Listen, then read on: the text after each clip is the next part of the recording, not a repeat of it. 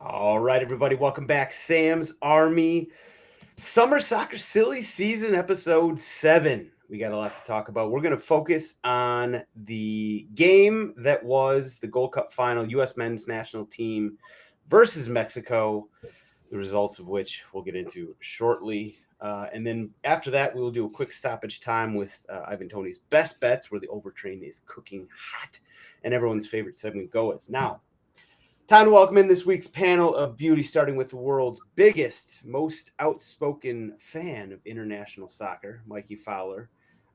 So, Mikey, how good does it feel to almost, anyway, be done watching and talking about U.S. men's national team? It's fantastic. Bring me back my clubs. you're the biggest hater. Although I will say, I don't know if it's because you had to, because we're talking about it on the podcast, or just because I don't know, your hatred has dimmed a little bit. You've kind of been into this Gold Cup a little bit, and maybe the Euros and women's Euros and U21s. You're into it a little bit here, no? Yeah, and tonight I'm into the Argentina Cup Okay. final. It's just about what's on, brother. Okay. All right. Fair enough. Fair enough. I Not, was not just a- hoping maybe. Yeah, Exactly. like, what do you want from me? Fair enough. Fair enough. Next up, a very familiar face, a very good friend of the program and resident ginger expert, Timothy Parker of New York Red Bulls is back. I was going to ask you about how life, back in your neck of the woods near Strong Island is going, but then I saw that artwork behind you, and I just have to know what's going on with that. My wife's, she chooses what we hang on the walls. I get to choose like almost nothing. So that's probably how most guys operate. I feel like I got to give you the Rorschach test. When you look at that, this is like an abstract sort of drawing art piece behind Tim's left shoulder there. Rorschach test. What do you see? What do you see? I see. I don't even. It's first thing I thought beanstalk. So I was thinking like Jack and the Are you Beanstalk. really that bad at this? Yes, I'm very bad at this. I was asking him a question. He turned it on. He turned it around on me. I wasn't ready for that. My brain wasn't ready. Mikey, it's a pretty clear answer. Yeah, it's very You obviously. didn't even have to ask that. That's It's ridiculous. obviously two people kissing, you absolute square. Oh, there we go. There we go. Okay, didn't see that. Didn't Who see have that. shot right now he sees it. That's Now I see unbelievable. I really didn't see it. I was thinking Beanstalk. Plus, by the way, his head was in Beanstalk. the way. Yeah, Jack and the Beanstalk climbing up the. Listen, I don't know. My brain is weird. Get out of town. All right, Tim gets off the hook on that one. We'll move on to U.S. men's national team and the game that was. Before we do that, though, quick word from our sponsor, Kick It, your one-stop shop for all things soccer, tennis. Now, you've heard the spiel before from Tyler Terrence, and obviously he does it much better. His brain and his mouth just work better. But go to kickit.net and buy a set now. You will be fully prepared to improve your touch while smoking your friends at soccer, tennis. You can play in the beach, yard, a park, probably on a tennis court, wherever you want to play. Go play. Get that set from kickit.net. Sam's Army promo, Sam25 to get your discount. All right. We'll move on. U.S. men's national team and Mexico. Oh boy, where do we start here? So the final result, in case anybody does not know, was 2-1 bad guys, where we actually started the scoring early. I think it was like the 4th minute. Sebastian Berhalter with one of his, not his first, not his second, might have been third assist if I'm not mistaken, over the Gold Cup. Course of the Gold Cup, he set up Chris Richards for a nice header, bar down. Wasn't sure real time, but the refs gave it as a goal, and on replay, it looked like that's the right call. From there, pretty much everything did not go our way. Basically, Mexico controlled the game. We did have a chance or two here and there. We had one at the end of the first half, I remember. Freeman almost put one past their keeper. They scored first, they equalized. Jimenez scored on a ball that I do not know how Tim Ream did not block in the first half. That was an equalizer. In the second half, unfortunately, Freeman got caught out on a set piece, and they scored on a header. And 2-1 was the final score. Timmy, I guess I'm going to put you on the spot here. Just first reaction to the game. What came to mind? I don't think we had a lot of the game. But I would actually argue that scoring that early was probably a really bad thing. In Because retrospect, yeah. not only just for us, but it just seemed like then we kind of let Mexico have a lot of the game after scoring early. Whereas maybe scoring that early, sometimes you do go a little bit relax button.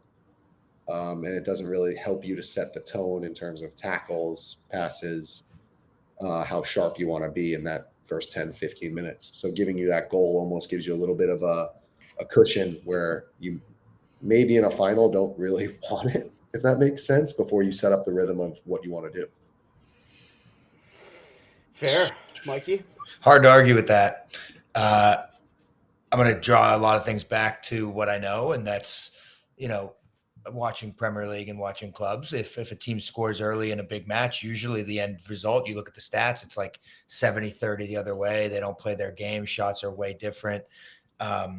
Something changes in you when you score a goal that early in a final. So, and for a lot of these guys, it was their first major tournament final, if we're calling this that. And yeah, an early goal can disrupt you like that. My opinion on the whole matter is that in the 5th or 6th minute, up 1-0, I started to look at the group and be like, you know what? I kind of see how Poch put this together. I kind of understand. And by the end of the game, obviously we all have different thoughts. But for a moment there, it did all kind of make sense. Did you feel that way? Me or Timmy? You. No. I like the whole time I was like, we scored early and I was like, this is good, this is good, this is good, right? And I was trying to convince myself that it was good.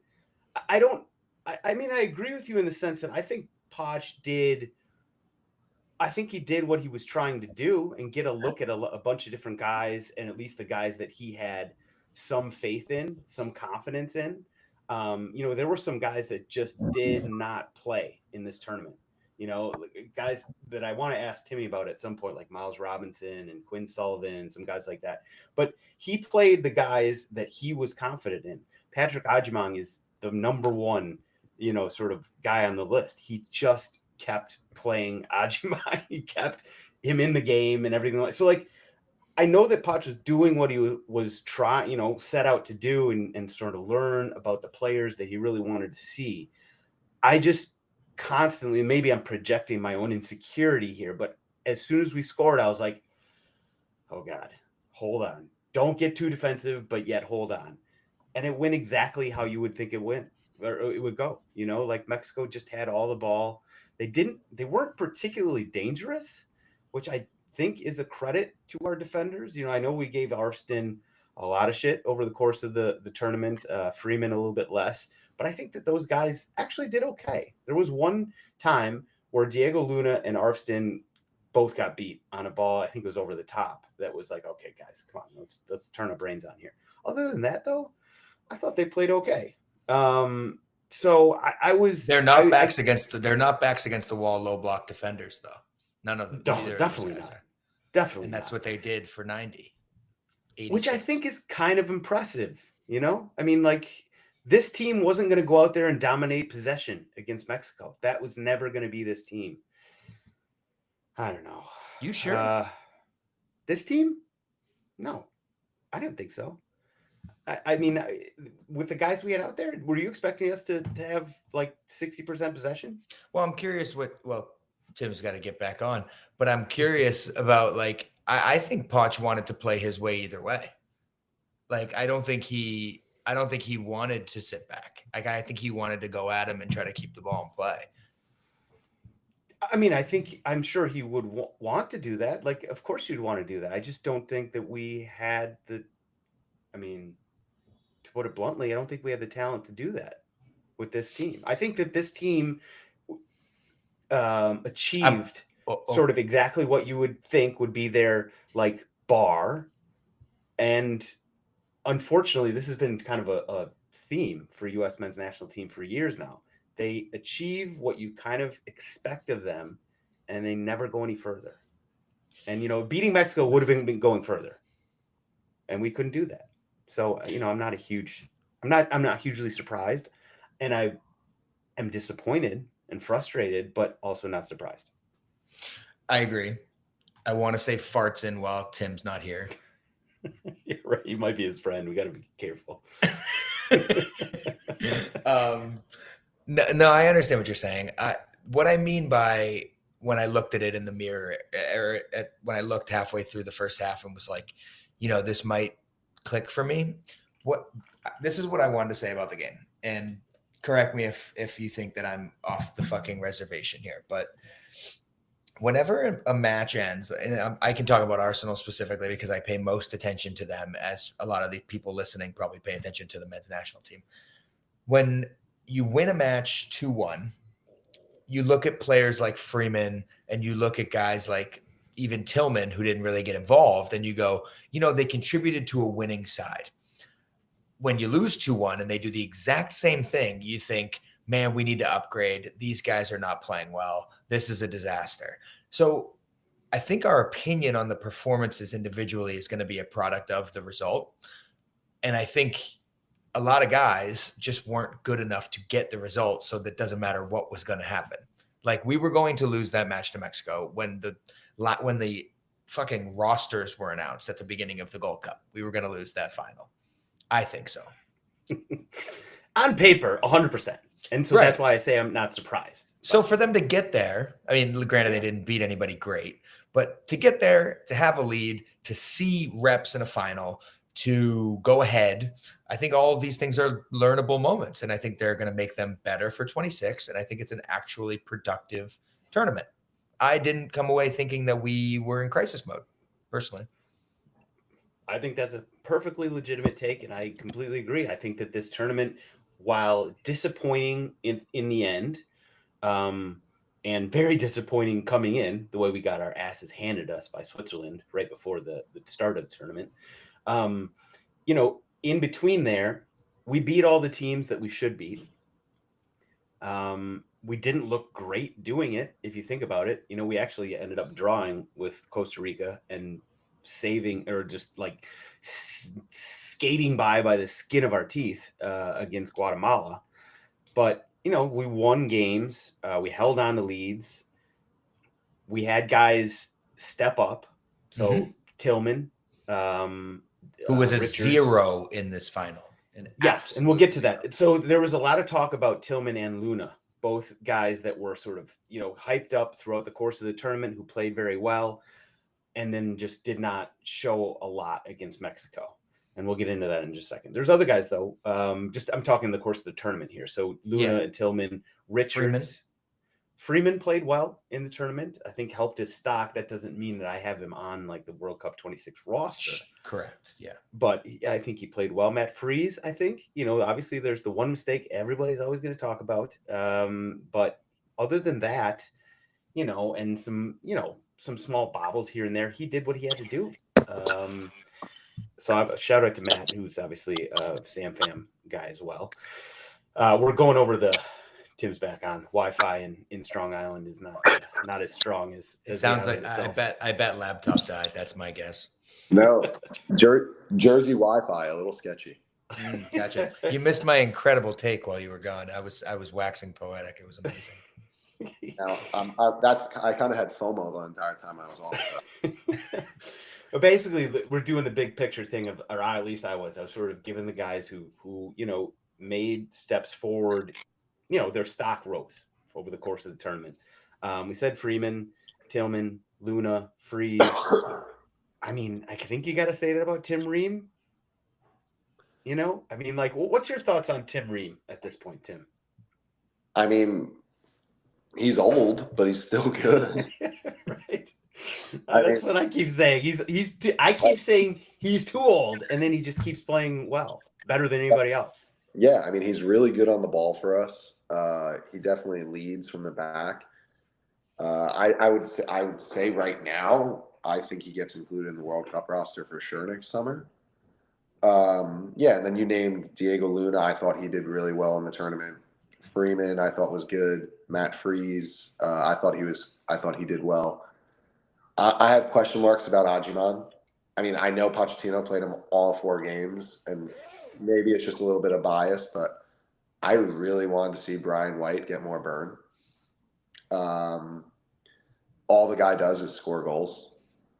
And I say that like truly, like Brian is a friend, but also, I mean, he's worked really hard. He's in really good form. I would have loved to see him get a little bit of burn, especially against, uh, especially against Mexico. For some reason, I feel like Brian would have fit really well in that game. And then, yeah, I mean, you mentioned Tillman as well. I thought he was probably the player of the tournament for the U.S. for multiple reasons. And I think he's also now probably put question marks into Pochettino's head about who the formation, who he wants to play, how he wants to play come World Cup time. Because he's got to start thinking months and months ahead in terms of how he wants to play. Now he has an idea of at least midfield personnel who he has as well. I have a question for you, Tim, because you obviously have the center back perspective here. The way Poch plays the fullbacks, I can only imagine is going to get more intense when it's Dest and Anthony. What do we need in the center backs? And can Tim Ream, is he athletic enough to play that exposed? So I guess I was actually texting Sam about this. It blows my mind that we don't have like a natural left back playing left back. Mm-hmm. Because of the fact that like you just said, and we kind of commented on, Tim Ream's old, but like I said, he's been able to do well. Like he's been able to get by. He's still playing really well. But yeah, I think question marks maybe arise in terms of how you want to play that position. In my personal opinion, I thought it would have been better to have a natural left back and let your right back be a little bit more attack minded. So you would say. And Yeah. I think Tillman does a good job of getting forward. But if you want to play, if you want to play Dest at right back and you give him a little bit more freedom to almost play like a winger type back, and then you almost sit at home with Richards, Ream, and another left back, but more defensive minded, I think would make the most sense. But for some reason, they actually did the opposite and went down the left side. Yeah, it's interesting because like when we're playing better nations, I want to know where the fullbacks are playing. Yeah. Anthony's gonna get forward and he's gonna start. So yep. And he should. He should. Yeah. And he should get forward because it's one of his best attributes. It's just also one of those things where you're like, yeah, I mean, you don't want to leave Tim Ream out to dry, but I think he's also smart enough and tactical enough to understand what he has to do in those situations when he is 1v1 or in space. Agreed. Adams will help that a lot when he's, more comfortable with the formation and covering those gaps. But yeah, Arston's that's probably the most telling thing from the tournament about Poch is the way he played Arston the entire time and the way he asked him to play. I find that super, super interesting. Yeah. It shows what Poch wants from his, fullbacks. And it suggests that, I think, anyway, in my sort of heart of hearts, that it will be the perfect fit for when we have, Dest and Jedi going down the wings. I don't know. That's my thoughts anyway. We'll see. Yeah, it's my hope. Prayers for the group draw. Mikey was already doing some. Was that you that was throwing them in the Discord? The guys in the Discord were hitting the simulator, and I was telling them whether or not we'd get out. Really? Yeah, they were doing it for the World Cup 26 draw, and there were some draws that I was like, oh my god, because you're thinking about like with 48 teams, it's like there's no chance we're gonna get groups at home, right? And then somebody was coming up with some draws with like Egypt, Austria, and I don't even know, or what was it, Switzerland? I can't remember. Whatever it was, is like, oh shit. Well, hopefully Egypt, not. Croatia, Qatar was one of them, and I said no. Okay, now going back. So there was a lot of talk about Tillman and Luna coming into the Mexico game because they had played really well, in so far in the tournament. Both of them had games that, you could either look at them and say they didn't, they were non-existent, or I think that there's something to be said for the fact that Diego Luna especially was playing way more defensively that game than he had defensively at any time in the tournament. Oh God. Timmy's Wi-Fi is going berserk on us here. No, this looks good. We're finally here. Are we good? Yes. Yeah, I think so. We'll be right. So Tillman and Luna, what did you think of their performance, Mikey? $47 million for Malik Tillman, by the way. I mean, It's great. That's if you had seen him something. play for PSV, like you'd be like, okay, I kind of get it. If you saw him play in the Gold Cup, you kind of like, okay, I kind of get it. That's a lot of money. Him and his agent struck while the iron's hot. Clearly, I thought the Mexico game was kind of. I don't want to say that Luna and Tillman got found out, but No. I don't think that that's true. I think Luna was asked to do a lot more defensive duties than he had been for the rest of the tournament, so that kind of explains why. Well, he's a good presser. He's a really good defensive winger, I think. Yeah, I mean, his battery, he's willing to run for days, kind of like Aronson, although I don't know if he has the same ability to run for days. But I thought that this game, it's hard to judge Tillman from the game because he had played a ton of minutes. We talked about Poch playing these guys that he was comfortable with a lot over the course of the tournament. Tillman being maybe number 2 right behind Ajimang. I think he was just really, really spent. At that point, he looked tired. There were a couple tackles that he got just absolutely clattered during the game. I don't know. I felt like, okay, this is a good test for Tillman and Luna. I wouldn't say that they passed them with flying colors because this is kind of the level that we need. This is like the bottom of the level that we need them to be playing at and succeeding against if we're going to need that. If they're going to play in the World Cup, right? I mean, Mexico is like this is not a shot at Mexico, by the way. I talk a lot of shit about Mexico. This is not what I mean by that. But like Mexico is kind of the lowest level of the teams that we're going to be playing in the knockouts when we get there. And so this is the level of competition that we need to see them performing and achieving against. And I don't think either one of them necessarily did in that game, but I think it comes with a lot of caveats. Luna being asked to play a lot more defensively, Tillman just being out of gas. So I think it was a useful test to see where they're at and kind of a litmus test of sorts that doesn't necessarily take anything away from them. It doesn't mean that the rest of the tournament didn't mean anything and they weren't great, but it just means that, we've seen the level that they need to sort of aspire to, and they need to get there. I don't know. Yeah, to piggyback off your point too, I think when you look at the lineup that we put out for the final, it wasn't the most attacking go for it lineup either. You had Berhalter playing as like a right midfielder, which is totally out of position for him. And then you had obviously Tillman, Tyler, and Diego Luna with Ajimang. So like in a way, it was like, I don't know, it wasn't the most attacking lineup. And like you said, Luna had to do a lot of dirty work coming back. Was playing a lot of almost in a way. I mean, he really just wasn't getting forward in the first half because he was defending so much. Yep. So then you're almost looking at the lineup and you're like, okay, well, we have Ajimang and Tillman. Who else is going to get forward with these guys? Right. So I think it was a little bit of personnel that I questioned. And I mean, don't get me wrong, I thought Sebastian had an incredible tournament and did really well. And he's been super in form lately. But it's just one of those things where if we're going to go for that game, it seemed like we were going to sit a little bit more than we were going to try to really exploit Mexico. Yeah. And I would say that this is probably the best Mexican team that they can, quote unquote, assemble at the moment.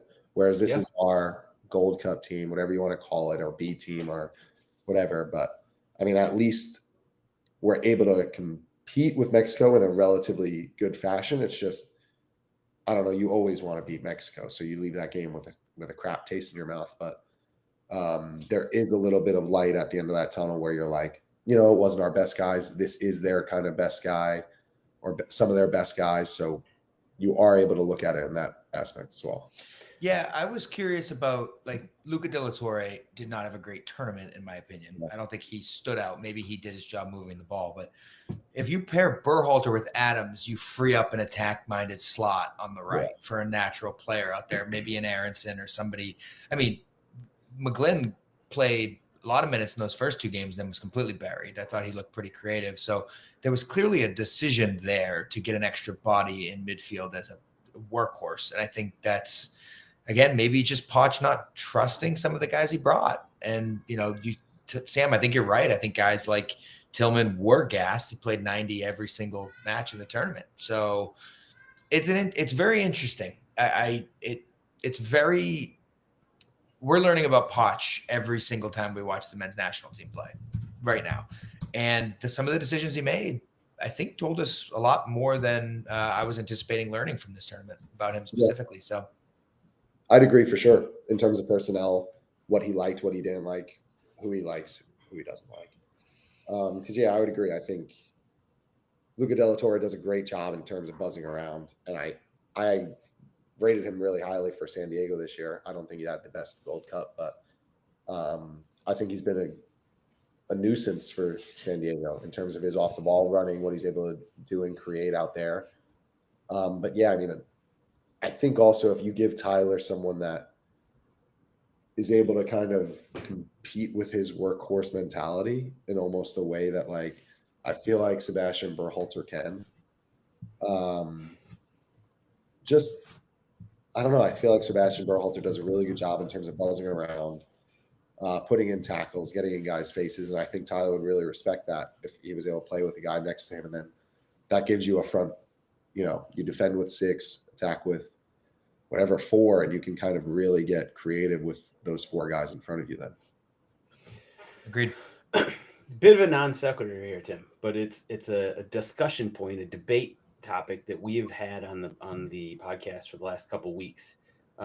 Mikey, I actually don't know if you've ever chimed in on this, but the Pulisic not showing up thing, does Poch have to sit him? No, in the stop first it. friendly. Shut up. What? I want to get everybody's opinion on this. If he does, he's got a big set of balls. I mean, just straight up, he's got a big set of balls if he does. Yeah. And it might kind of be awesome to see, like, as a fan, to be like, holy shit, like, this guy's not fucking around. But, I mean, there's no way. There's no way. I mean, there's just no way. Now, it's interesting you said it. So Tyler and Tommy are just convinced that number one, Poch has to sort of set like a rule, like come on, a precedent. They are. I wish they were on this because they were. He didn't go rogue. There's no way. There's no discussion. Like, this is not. Yeah, no. And it's not like he, like, I don't know. I mean, he had his comments about what he felt about coming to the Gold Cup, and I don't hate his comments either. Like, I don't think Christian was necessarily needed at this tournament. I think this is an opportunity for MLS guys, or whatever you want to call it. Is it important for him to get the neck, like, as many friendlies now leading up to the World Cup as possible? Yeah, of course. So I actually completely would think it would be ridiculous for him to sit, because he needs to now play under Poch and the group, because every game leading up to the World Cup now is just as important as the next one. Yeah, there's only like a handful left, right? Yeah. Here, respond to this. So this is from the Discord chat, by the way. Although it's from somebody without a name, so I can't say it. I can't give him credit. Sorry about that. So question in the chat, which, by the way, if you're not in the chat, get on the Sam's Army Patreons. You can get on the Discord chat and join the live chats for all these podcasts. Aside from a few flashes, I don't think I'm feeling better about the World Cup. Change my mind, please. How does it all come together before then with no other competitive matchups? I mean, that's basically it doesn't. I mean, I feel the same way. I'm still waiting for my mind to be changed as well. Yeah. So, but do you think that really anything at this tournament could have changed our mind? No. I mean, I don't think so. Even if we had beaten Mexico yesterday, say we had gotten that handball and we got a penalty, and then we had gotten to penalty kicks and we had beaten them on penalty kicks. I don't think it changes my mind about anything other than it would have been awesome to talk a lot of shit to Mexico fans that we beat their A team with our B team. Like, other than that, I don't think it changes anything. With the guys at this tournament that, are in the conversation for World Cup 2026, there are a fair number of them there, but like the guys who are actually going to be going, we know Richards is going. He's like, you're talking starters. There's maybe, I don't know, maybe Richards. Oh, well, definitely Richards, probably Adams. I mean, you could maybe say 3 or 4. That would You be can make an starters, argument for Tillman, maybe Matt Freeze, depending on how this next year goes. Like Tim, Richards, Freeze. Ream is a possibility. Yeah. Maybe. Like, I don't know how many more you can argue outside of that. Right. This is really about filling out the roster, which we've talked about this a lot. Like the guys like Sebastian Berhalter, who I think was definitely on the outside looking in, and he hadn't even gotten called in until recently. And now he's been playing really well at MLS. I thought he had a decent tournament. There were some plays, especially late in the Mexico game, where it was like I was pulling my hair out with some of his passes. But he was probably gassed too. He was probably dead, just like Tillman. But guys like Berhalter, guys like Patrick Ajimong, these are the types that are sort of on that fringe. Like, are they going to get called in for the roster? And I don't think that that's going to change our perspective and sort of our excitement for the actual World Cup, because if those guys are playing serious minutes, something's gone wrong, right? We've lost somebody. Mike, I think we overestimate how much these guys need to play with each other. Our best 11, I think, leading up this World Cup. I do. They've played with each other plenty. These guys that we're adding to the fringes are gonna matter, like as much as Julian Green ever did, to some extent. Like, I know. Scored a nice goal. That's what I mean. Belgium. Scored a goal in the World Cup. No, I mean, like, could Diego Luna now have a moment in a group stage game in a 10-minute cameo because he performed like this in the Gold Cup? Yes. Yeah. So that's what we're working on. I don't think that this was about coming together. I don't think anything from now until 26 is about coming together, except for the 2 weeks of practice leading up to the first match. Yeah. Like that's really I think it's exactly what you said, Mikey. And then I would probably just also say that it's just like getting a feel for what Poch wants as a player, which I'm sure he's probably reached to. I mean, I would be baffled if he hasn't reached out to like Weston, Weah, Christian, and told him like, look, this is the way we're going to play. This is kind of what I want. If you can watch a game while you're not at the Gold Cup, can you see what I'm trying to implement so that you're not blind to the camp when you come in, whenever the next friendly is. Yeah. And I'm sure that they'll probably take 2 friendlies to probably, get the ideas right before. Yeah. It'll take 2 friendlies, 3 friendlies before. But like Mikey said, these guys all know each other enough already. They've grown up playing with each other as well. So they're all very familiar. So I don't think we're throwing in 5 new starters to an 11. Gotcha. And respond to Adam F. In the chat. He said, I'm sorry, the U.S. didn't need their best player in a tournament they lost. I think the point was that we, obviously anytime you could have the best player in your camp, in your country at the tournament, of course he would help you. But the point being is that essentially the Gold Cup is not the be all end all. The World Cup is, and this actually gave us a chance to see some guys get minutes that, like Tillman. Tillman would have gotten Luna would have gotten way less minutes if Pulisic was there. So this is a chance for those guys to get minutes. I think that's essentially. I even have a weird inkling that we're not even going to play in this formation in the group stage. Like, I actually think we're going to tuck that midfielder in a little bit, and it's going to be more of a 4-3-3 than a 4-2-3-1. But that's a deep dive for maybe a Mikey Rambles podcast one day. But I think the way he played Berhalter on the right is going to, and when he has Pulisic and Weah, or Pulisic and insert winger with high quality, that 10 spot's not going to be needed, and he wants that extra body in midfield. So I think you can throw this whole thing out the window. It was about individual performances, and I don't give a shit if we lost. I hate to say it, but I agree. Let's go quickly through. So I put up a thing on Instagram just asking for quick takes about the game soon after the kickoff. So they started out being very angry. All of them were very angry for the first couple hours, and then people calmed down a little bit. I'll go through some of them here. Tim Ream fucking blows, retire at fault for both goals. You should hear it. Boo, boo, boo. One thing I will say about that, and because I've watched the replay of that first goal a million times, how did he not block Jimenez's shot on that? He wasn't trying not to. I mean, I know he wasn't, but how did either he misjudged how much angle he had at the to freeze his right, or he thought Jimenez was going to try and meg him and go far post. I don't know which one it is, but like, how did he not get a foot on that or more? I don't know. I'm not signing off on Tim Ring fucking blows, retire, and all that though. Well, we didn't get grouped. Good point. Very good point. There's positive there. They actually got a lot more constructive by the end. In two of the last ones from EJ Samples, Berhalter impressed. As of right now, I'd take him over the likes of De La Torre and Cardoso. I agree that he's probably had a better showing. He doesn't do the same thing. Right. MDK 8991 said Berhalter is actually good.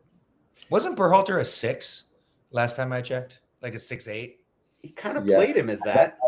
That's what I still think he is. Like, I mean, I think as in Vancouver, that's what he kind of plays as, like a 6'8". That's actually where I think he would be best. That's why I was saying like playing him on the right wing is a little out of, or a lot out of position. Well, actually, now that no, go ahead. He did a pretty good job in terms of like even his athleticism, like balls behind, he was able to do a pretty good job of too. Isn't Musa going to play out there? I don't know. We got a lot of, like you said before, I'm so interested to see how our midfield forms. Yeah, because I guess Berhalter would do a lot of that. Like Musa's more of a controlled playmaker type, right? Midfielder. So you're right. I think he was, I hope at least Poch was in constant communication with the first 11 saying, when you watch this game, watch how I'm asking this player to play. Right. Yeah. Right. Yeah. Well, I mean, I have a superbly hot take that I'm not ready to come out with yet. I need to do more research on it before. Let it marinate. Yeah. I need to let it marinate before I'm ready to put that out there. But I do. Is this about the midfield? Yeah. Yeah. Okay. All right. Let it marinate. I'm interested to see how it forms. I really, really am. Joe Lasco actually asked the biggest question, and this was asked about 1 million times in the chat. Was it a handball? Oh. I think Poch was being very annoying about it. Poch should not be talking that much about it. Yes, but the also just reality of the situation is like no one was even near the play. So it's not to say that like, oh, you can just make a handball because no one's near you. No, that's not what I'm saying. But like the way he was going down in slow motion, it looks really bad. But in real time, yes, it looks like a handball, but it's like, I don't think the play changes at all if he doesn't put his ball to the hand. I agree with that. Like, I don't know if that makes a whole lot of sense, but it's just like when I was watching it, I was like, yes, it's a handball, but at the same time, there's like all these new rules now. And it's like, man, even if it's not like he like put his hand out and stopped a goal or he blocked a shot with his hand. It's like, I don't know. Tough to say. And Arsenal fans can't say that was a handball because Odegaard did the exact same thing. Odegaard. Wow. Hold on. Odegaard, that was like way worse. Same thing. Actually. Nope. Same thing. Actually, the same thing. That was worse. I thought it was a handball, but in the situation, like I can totally understand why it wasn't given. And you know, I sort of at the end of the day, I felt like we weren't good enough to win that game. So I kind of have this, fatalistic perspective on games like that, where it's like, well, did we deserve to win? No. Could we have won if that had happened? Yes. But I'm okay with it. I'm okay with the call. We've hammered this long enough, but I just want to say I don't love when managers come out and say they hated us or they're biased against us. I just think I don't love that. Yeah, I don't love that either. He might have been right, though, to be honest. 97% Mexico fans. I think the ref probably would have given it if it was the other way around. But he doesn't need to say it. And we'll also never get 97% U.S. fans in a stadium. Never. Yeah, Never. right. Never. We should just start playing them in Alaska. Yeah. It was 90. It was actually 85% Guatemala fans in St. Louis. So you'll have to play it in like Portland, Maine. You're gonna have to play them like somewhere where. And I was actually having this conversation today with one of my teammates, and he was like, does the national team not have a stadium like that they always play in? Right. And I was like, no, because every time they try to find one, they get outnumbered. Columbus was the one that we went to over and over and over, and we actually beat Mexico there and all that stuff. But even there, they still have Mexico fans there. Yeah, it's just you could play whoever. You could play Guatemala and St. Louis and still get outnumbered. It's crazy. I was surprised by how many Guatemala fans. Michael H. Dubs, worst performance with 0 fight in a long time. I was disappointed a little bit. We played Switzerland a month ago. Yes, fair point. Yeah, There's worse. It gets worse. Alex Tadeo, Gold Cup should be on a 4-year cycle for better player turnout. There's less international matches across the board. Mike is all down for that. Ajimang is our World Cup number 9. Grayson Brewer with the hot take. Ajimang is our World Cup number 9. Devil's advocate take. Arfston is starting left back for World Cup. McGlynn is super sub. I mean, Mikey and Grayson. I don't even know what to say to that last take. It's just so berserk.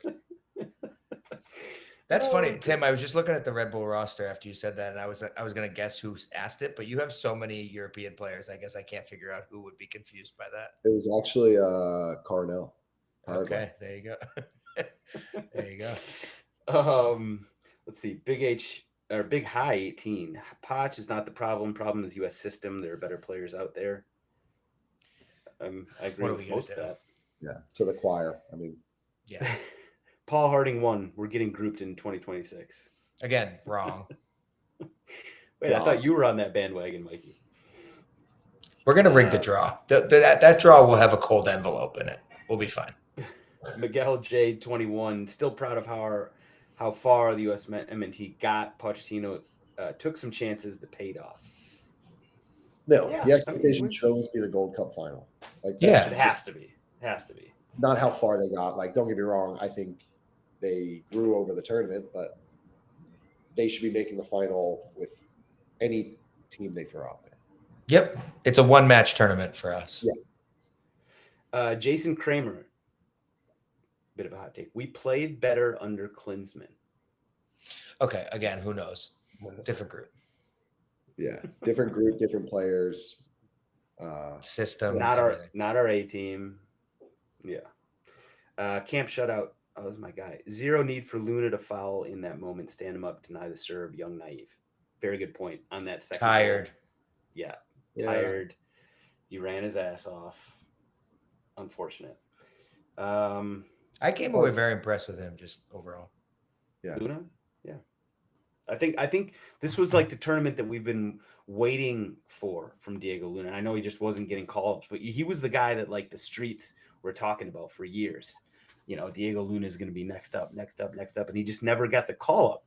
And now he finally did, and he actually made a name for himself. So shout out to him. Anything else? We're good? All right, let's go stoppage time real quick.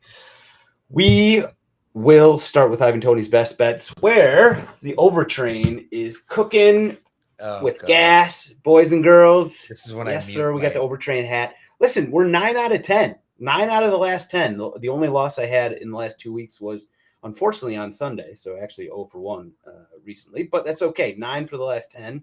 And here we go. Overtrain, 5 aside, Wednesday through Sunday, 1 game a day. These are all going over. We're going to start on Wednesday with the Club World Cup semifinal, PSG and Real Madrid. There is never no going chance. Over. There is never no chance. Going over. No chance it doesn't go over. On Thursday, we have a Conference League qualifier. Oh, man, we are back. European season is so back. Valur, which I believe is an Icelandic team, is playing Flora Tallinn. which is an Estonian team in Conference League qualifying. Friday, we got Fjolnir and Grindavik in the Icelandic second division. Saturday, Chicago Fire, who have been an absolute all-star Hall of Famer overtrained pick this season. Chicago Fire are hosting San Diego FC. And then Sunday, we are going to the Bolivian first division, San Antonio Bulu Bulu versus Bolivar. And those games, don't listen to Mikey. He's got doubts on Wednesday, which means I'm just going to go 2 units on it because I feel extra special. Now, Mikey, I know you got a pick for us. Timmy, you are more than welcome to throw one out if you got it. But I don't want to put you on the spot if you are worried about, stepping on, I don't know, going Malik Beasley on us or something like that. No. Mikey, what do you got for us? John Arias, 2 shots on target against Chelsea tomorrow. Player of the tournament in the Club World Cup. And for the record, Mikey said he's basically doubling up his 401k based on players against Chelsea in this tournament. So he's apparently got a nice little track record there. And then I have one more for you. Ooh, okay. Red Bulls away to Philadelphia Union. They will win on Saturday night. And I will be in attendance when Tim Parker leaves me 2 tickets at Will Call. Well played, Mikey. Well played. We play them twice this week away. Oh, wow. We play them Wednesday and Saturday. Oh, that's right. Are you staying in the city for that? No, I kind of wish we were though. Is that both in the league? No, Open Cup Wednesday.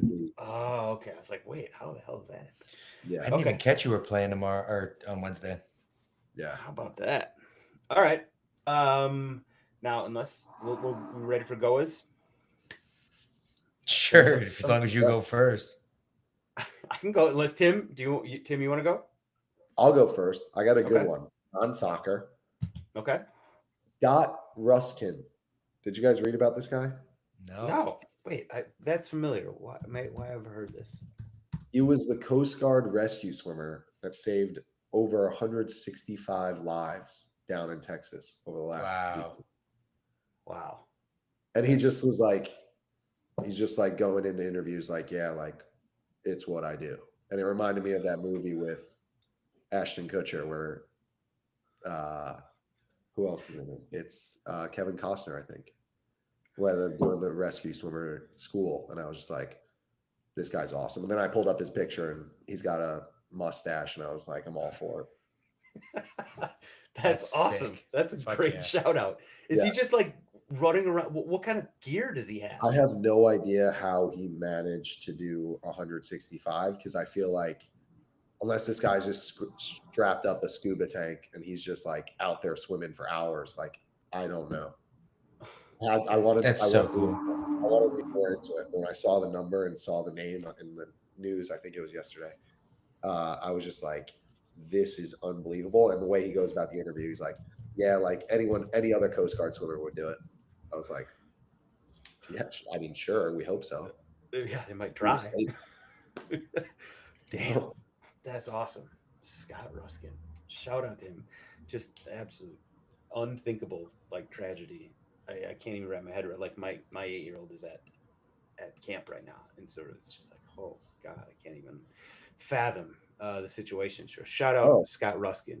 And now, fun fact that I just noticed upon reading article, he is from New Jersey. So hell yeah, he is now in my home state.